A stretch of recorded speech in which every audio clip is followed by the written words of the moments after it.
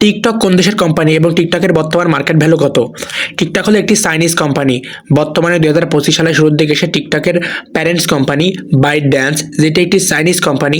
বর্তমানে টিকটকের parents company byte ড্যান্সের মার্কেট ক্যাপ হলো $215 বিলিয়ন।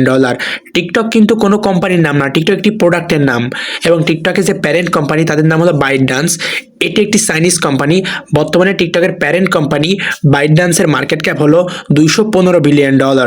টিকটকের যে চাইনিজ ভার্সন ডুয়েন, এটি 2016 সালে চায়নাতে ফার্স্ট লঞ্চ করা হয়। এবং টিকটকের যে গ্লোবাল ভার্সন টিকটক, এটা 2017 সালের সেপ্টেম্বর মাসে সারা পৃথিবীতে লঞ্চ করা হয়।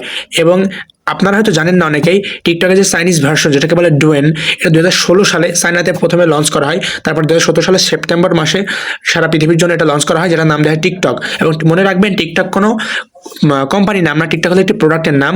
এবং টিকটকের যে প্যারেন্ট কোম্পানি, মানে যে কোম্পানি থেকে টিকটকটি চালানো হয়, সেই কোম্পানির নাম হলো বাইট ডান্স। এটি একটি চাইনিজ কোম্পানি এবং টিকটক হলো তাদের একটি প্রোডাক্টের নাম।